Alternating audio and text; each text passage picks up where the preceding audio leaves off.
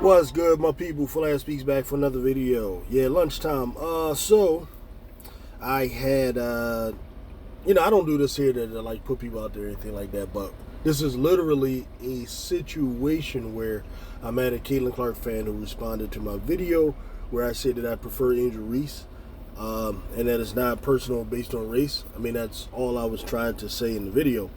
I really don't have a problem with people who think Caitlin Clark is a better player, should be rookie of the year, or any of those things. The problem that I do have, though, is with people who believe Angel Reese is not a valid argument, or that a valid argument could be made for her being rookie of the year. That's pretty much what I try to say. However, people have a problem with that, I guess. So this young lady here, it goes by the name of Blank 6377, was commenting. Now, usually I'll just type my comment responses, but literally your comments, Michelle, were just entirely too long, and I'm just not going to sit and type that much to each response, so I decided to make a video so that way I think I could respond a lot better. All right, so here it goes. I got your message. Nothing she says is a legit claim, and whoever disagrees with you is stupid. But you are not a hater. No. You are just a guy that is smarter than everybody else. And you don't care about any example of players that might substantiate why CC is playing the way she is playing. You prefer a player that cannot shoot a basket from 5 feet and shoot the ball on her head while she is trying to stat pad for her bogus double-double streak. You must have shut your TV set while this is happening or closed your eyes. But you are an objective guy with no kind of biases at all. I'm pretty sure this Cheryl, oops, right? I did it again on your mentor where she cannot get her age right, the number of seasons she played right, the number of games she played right, the average number of shots she took per game right, but she wants to be taken seriously as a basketball analyst of the WNBA. All right, let's go. All right, this is very long. You see why I couldn't really type, y'all? This is very, very long. This is like a, I don't know, if you were to actually handwrite this would probably be pages. All right, so, no, I don't, first of all, anyone who disagrees with me, I do not think are stupid. I think oftentimes, though, that the arguments that people make in order to big up Caitlin Clark over Angel Reese and over every other rookie, and sometimes even over established players, like I've heard, Caitlin Clark will run rings around Kelsey Plum, even though Kelsey Plum put 34 on her the last time they played. I've heard arguments that CC is better than Sabrina Ionescu, so on. Right, so my response is for these types of people who I think go overboard, who go crazy. I thought I made that clear in the video.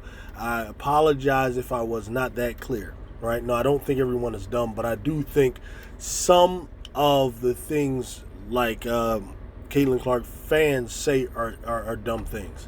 Right? Okay. Now, you don't care about any example of players that might substantiate why CC is playing the way she's playing. I don't know what you're talking about. All right, so now, you said that I prefer a player that cannot shoot a basket from 5 feet. All right, and that's what I'm saying. Right there, that's an example of hyperbole and exaggeration. Right? I have to assume for you that you're exaggerating, that Angel Reese can't shoot a basket from 5 feet. Now, if I have to take you literally, then now, you see, you immediately just invalidated yourself. Right? Now I have to not take you seriously if you're being serious. So I have to assume it's hyperbole. I have to do that for you in order to take you seriously as someone that I should even respond to. Because the idea that she can't shoot from 5 feet is ridiculous. Now, if you want to argue that she needs to work on her shooting, or that she doesn't shoot as well as Caitlin Clark, I'm with you there. Okay? But Angel Reese actually she's an above 75% free throw shooter. So, if a person can make 7 to 8 out of 10 free throws that they shoot, why would you say they can't shoot? If a person can shoot from 15 feet, why would you say they can't shoot from 5? You understand what I'm saying? This is an example of how you guys just over-exaggerate, right? How can a player average over 13 points a game, and at one point in the season when she was on the roll, she averaged over 14 points a game? That was when she was player of the month for the Eastern Conference. Why would you then say that she cannot make a basket from 5 feet? right? So I have to now assume that you're just hyperbolic speakers. Okay, I'm not going to say stupid, but I'll say you like to speak hyperbolically. Okay, I'm pretty sure that Sarah Oops. Okay, so now you want to call her Sarah Oops. So now I see you disrespecting one of the pioneers of the WNBA simply because she is not as impressed with Caitlin Clark as you are. Now, I'm going to give you a reason why that's probably the case. Well, I will give you two. Number one, Cheryl Swoops was a two-way player. She was a 3 or 4-time Defensive Player of the Year, as well as a 3-time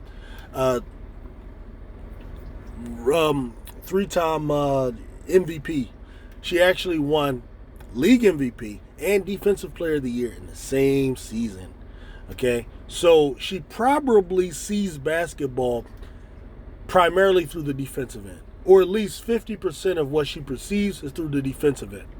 So she's likely to prefer players that play both ends of the floor, similar to myself. So that's why I tend to agree with Cheryl Swoops with most of her overall takes. All right, so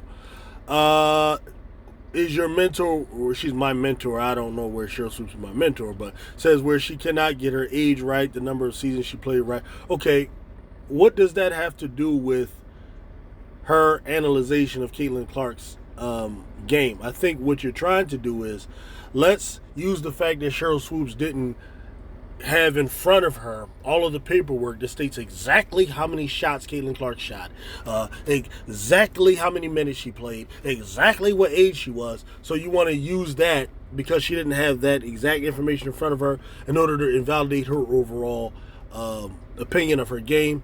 I don't agree with that approach. I guess I can understand it if that's what you're looking to do. If you're looking to pick holes at someone's argument, that is a typical strategy. I get it from that standpoint, but that does not negate her overall view of Caitlin Clark's game. So I don't agree with you there when it comes to Cheryl Swoops' takes. And Cheryl Swoops should be allowed to have her honest takes without people assuming that there's some underlying agenda there. Let's see. And she could also be annoyed by her Caitlin Clark fans like yourself and so on. I think that's a popular sentiment amongst a lot of people, that they're annoyed with you guys. All right, so give me a break. You can cook me all you want, like you say, spreading that kind of misinformation would never fly. I don't know what misinformation you're talking about. But say getting Caitlin Clark's name wrong or something like that. I don't know. It has nothing to do with race or political allegiance. It has to do with sport and the reason why. Many people believe that Cheryl Swoops prefers Angel Reese because she's black. Like, I agree. Actually, that Cheryl Swoops' take has nothing to do with race. But I think that there will be many people who would disagree with you with that. I think there are many people who believe, like many people have accused me of being racist simply because I think Angel Reese is the player that I would prefer over Caitlin Clark. So race should not be an issue, but I think unfortunately, that it is. All right. To answer your question, no, I don't think CC will ever get in the top 20 of defender in the NBA. That is not her game. Okay. Well, if that's the case, then you should understand why people who value defense highly would pick a defensive player over someone like Caitlin Clark. I think that should be the end really of the discussion, right? You are readily admitting she'll never be a top 20 defensive player, whereas Angel Reese already is. Well, she's just slightly outside of that. She's about 22nd. But at certain points in the season, she was top 20.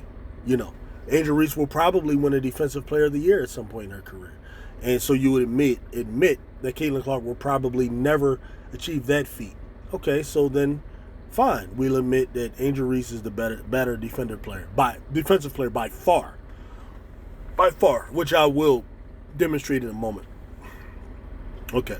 If the top defenders in basketball is your thing, kudos to you. This is not what I will sit down for a couple of hours to watch a game of basketball for. Okay, well, what you want to watch is separate from who I would take. So that's fine. I don't have no problem with you don't want to watch defense. I find defense to be beautiful basketball, personally. I love steals. I love blocks. I love lockdown defending. That's why Carrington immediately became my favorite player to watch when she played Caitlin Clark the first game against the Sun. I was more impressed with what Carrington did than what, say, Bonner did, or even, well, of course, what Caitlin did. But that's me. I understand the importance of defense. I've seen so many teams win championships and get close to winning championships because of defense. So I've grown to have a love for it. When I played basketball, I was a defensive guy first.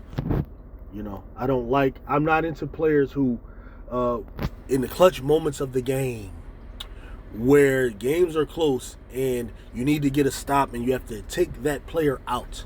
Like number of times this season, Christy Sides had to actually take Caitlin Clark out and put her back in on offensive possessions because she is a defensive liability.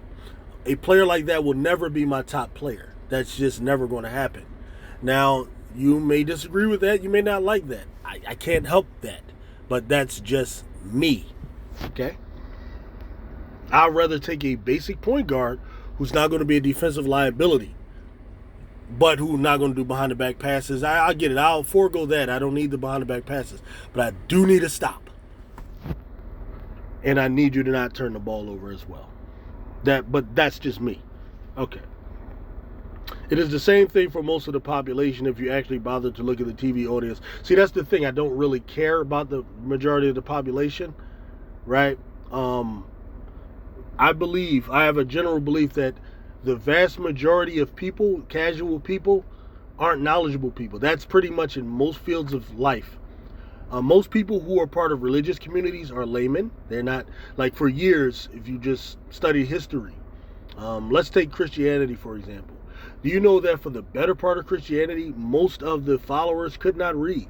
They were not allowed to actually read the Bible. Like, you would have, say, a village, and you have a priest who can read, and he would dictate to the people what the truth was, or what the book said, right? This was the case that is also the case in rabbinical Judaism as well, right? And this was the case for a lot of things. In sports, I think most people are looking for the flash, and they're not going to dig deep. They're not going to really look up stats. They're not going to go deep. They're not going to bother to learn that, and that's fine. But what you have to understand is that me personally, that's not me. I'm the guy that always has to know what's going on. That's just the way I'm wired, right? So that's not a point for me. If you actually bother to look at the TV audience, people are following the Fever games, not the Sky games. Well, that's not true. The Sky games are actually sold out. If you look at the game where the Sky played the New York Liberty in New York, the number of Angel Reese fans there were staggering. If you look at the number of celebrities that come to watch Angel Reese, if you look at the number of followers Angel Reese has just even on Instagram, if you look at my household, where all of my daughters who don't even bother with basketball know who Angel Reese is, whereas they don't know who Caitlin Clark is, I think it's wrong for you to assume that because in your little world, in your little bubble, things are one way, to assume that it's like that, to project that everywhere. I think that's a mistake on your part. Why is that? We all know that the answer, one is more captivating to watch than the other, no matter how good she is on defense. Well, that is your opinion, man. Like, captivation, that's a subjective term. You're captivated. What captivates you does not captivate the next person. Like, I'm just not captivated by behind-the-back passes and a bunch of transition offense and getting cooked on the other end. If that captivates you, I understand. I'm not mad at you for that, man. Okay? All right, I believe you said some other things. Okay. Wow. Okay. Said, you are excellent at math. A billion character for my comment. It's funny because what I did was I responded and I said, wow, this is very long, something of that nature. All right. So, you cannot see that CC is exceptional on offense by breaking all sorts of records in the NCAA and WNBA. No, I understand that Caitlin Clark broke records on offense, but I understand why that happened. Yes, she's a good shooter. She really didn't really shoot 40% most of her time there, but that's fine. But shooters and scorers who score at a high clip like that, that happens because they're facilitated for in doing so. Like, in other words, if Caitlin Clark was at a different school, let's say Connecticut, where she had to play with Beckers and had to play with maybe Leah Edwards, or she was in a different system. She was at LSU where she has to play alongside Flaugier, play alongside Angel Reese. You see, she would not have broken that record because the coach is not going to allow one player to take as many shots and control the offense the way she did under Bluter. So what I'm saying is I give Bluter just as much credit as I give Caitlin Clark for that. Right, you have to be in a particular offense and have a certain green light and be allowed to go for that. Right, like I believe that while it's a very, it's a great achievement overall, I don't think that other players aren't capable of it. I think like a Juju Watkins is capable of it. Paige Beckers is capable of it. A Flaugier Johnson is capable of it. I'm sure many others are as well. But they are not in systems that are designed to have one person score that much. That's why it doesn't happen. So while it's impressive, it doesn't tip the scale for me. I understand the other dynamics behind such an achievement. If you cannot reckon it, you are just a narrow-minded guy who cannot see the light for the sake of not wanting to see it. You think that she is not worth her salt because she has not won championship in Iowa. I wouldn't say that. What I would say is her style of play and going, this NCAA scoring record, it didn't result in the ultimate goal, right? Like if the goal is to go out there and get stats, great, kudos for you. The goal is typically to win, and I'm just saying she didn't win. So I would conclude that the way that team was set up was not designed. It's not the optimum way to win, okay? Just from watching teams forever. Like if you go study for example, the men's championships, the Villanova Wildcats from, 2020, 2019 and so on. Just look at the way they play basketball, the ball movement and so on. Right? Versus like a situation where you have one player just going off. Okay, but AR was the fourth scorer on her team when they won and the third when they lost in the semi. What does that matter about scoring? There is more to basketball than scoring, right? There's defense, there's anchoring, there's passing, there's setting screens, there's a whole number of things that aid in scoring. You see, the way I see basketball, I see it as a 5-person show, and each component plays their part to perfection, right? Like, so in other words, okay, I'll take 5 players who are, let's say, ranked from 1 to 10, a 7 in each thing that they do, over a team with one player that's ranked at 10 or 9 with a bunch of other players that are ranked at a 3 or a 4, if that makes sense. She was not a complimentary piece, but that's not true that Angel Reese was a complimentary piece. No, she was her third year at LSU, like the season you're talking about. Angel Reese averaged 23 points and 15 rebounds. Do you understand? 23 points a game, 15 rebounds. That was her junior season. And then prior to coming into the league, I think you need to check your numbers. She averaged 18 points a game and 13 rebounds. That was last year. Right? That's not a complimentary piece. That's actually like a star. Those are star numbers. Right? She, I had a list of the number of player of the years that she was, defensive player of the years, all ACC, Angel Reese was a star in college. Not a complimentary piece by any means whatsoever. That, ma'am, is a mistake on your part, or a flat out lie, one or the other. I'm not quite sure. I'm going to try to assume you just made a mistake there, but it's not true all the same. My girl hero, you give her way too much weight. I could say the exact same thing to you for AR. I won't, because I think, I was just saying that because that's the way you guys act. You act as if like she's going to save a dying W, better than everybody, all those things. Like, those are heroic things. You think that the ball in her hands is the answer to everything. That's typically heroic, as opposed to her just coming in and being, part of a team and helping with Aaliyah Boston, helping Chelsea Mitchell. Y'all don't see it that way. Y'all see it as her coming in and just uplifting everyone and all of that. That's why I say hero. I won't, because I think it's petty and to underhanded personal attack in the process. I don't know that it's a personal attack for me to say that you take Caitlin Clark as a hero. If so, you think that's a personal attack, then you know what? I'm sorry. I apologize, okay? You like to drape yourself in virtue, yet all the things that you say you are not. Virtue? I do? Okay. You are exactly that, and more you think by laying it on thick, and when I am trying to defend, I am just going to wither away. I really didn't lay it on very thick. I think your comments laid it on thick. Mine are about that long, whereas yours were very long. I would say you were laying it on way thicker than me, man. All right. Let's see. You like to drape yourself, blah, blah, blah. You are exactly that, and I'm trying to defend. I'm just going to wither away. You are free to love and appreciate whichever player you want. Okay, that's all I'm saying. Why are we going back and forth if I'm free to love and appreciate whichever player I want? Just don't try to convince me that your opinion is better than mine. I am not. Oh, well, I do believe my opinion is better than yours. Not trying to convince you that. I'm just trying to make it clear what my opinion is, because I'm accused of a lot of things. Biases.